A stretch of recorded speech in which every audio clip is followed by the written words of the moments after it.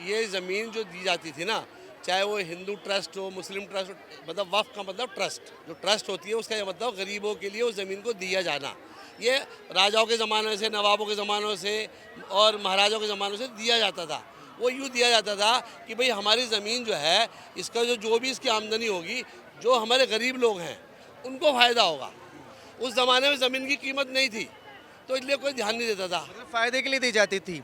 अभी की अगर गरीबों के लिए। अभी की बात करें तो कितने गरीब मुसलमानों को फायदा पहुंचा है वक्फ बोर्ड की संपत्ति से? वही तो बता रहा हूँ आपसे, जब ये ज़मीन सस्ती थी तो किसी को मालूम नहीं था कि 10 एकड़, 100 एकड़, 500 एकड़ ज़मीन नहीं मालूम थी।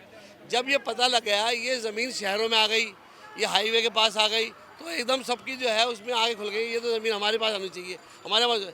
ये पूरा जो खेल है ना, ये भूमाफिया वाला खेल है, चाहे उसमें विपक्ष हो, वक्फ बोर्ड में पक्ष हो। भूमाफिया बैठे हैं, इसका मतलब? लगभग ये मान लो आप आधी प्रॉपर्टी में जाके देख लो। सरकार जो संशोधन बिल ला रही है, इसमें सरकार ये अभी तक जो है जिसके लिए बिल ला रही है, जो जनता है उसे नहीं मालूम, जो आम मुस्लिम आदमी है उसको ये नहीं मालूम ये उसके फ़ायदे का सौदा है नुकसान का। ये तो नेताओं का खेल चल रहा है। भाई आप इसको बिल लाने से पहले जो आप आपको मालूम है फायदे का सौदा है नुकसान का सौदा है? आप अपना बताइए, बाकियों को छोड़िए। ऐसा है, मेरी बात सुन, ना तो वक्फ बोर्ड की ज़मीन मेरे पास है, ना वक्फ बोर्ड के मकान में मैं रहता।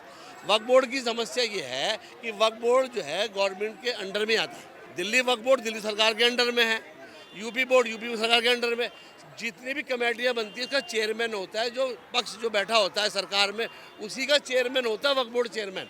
संशोधन करना सही है? संशोधन करना बिल्कुल सही है, लेकिन जिनके लिए आप संशोधन कर रहे हैं उनको पता होना चाहिए कि ये फ़ायदा उनके लिए हो रहा है। जिसकी 10 लाख की जमीन कब्जा लेगा वक्फ बोर्ड, वो 10 लाख से ज्यादा का तो वकील ही अपॉइंट करेगा। उसकी फर्स्ट हेयरिंग की जो फीस होगी वही 2.5 से 3 लाख रुपए होती है हाई कोर्ट के वकील की। तो मतलब 3 हेयरिंग पे ही उसकी तो जमीन भारो भारी खत्म हो गई, ना जमीन मिली और जो सेविंग थी वो भी गई। आज सरकार ने अगर ये बात बोल दी कि भैया वक्फ में संशोधन किया जा रहा है, आपने अगर किसी जमीन पर दावा डालना है तो पहले उसके पुख्ता सबूत दिखाइए, उसके पेपर डॉक्यूमेंट लेकर के आइए। जैसे संभल में आपको पता होगा कि इन्होंने संभल के अंदर बोला 1929 में वक्फ बोर्ड बना, पाकिस्तान जब बंटवारा नहीं हुआ था।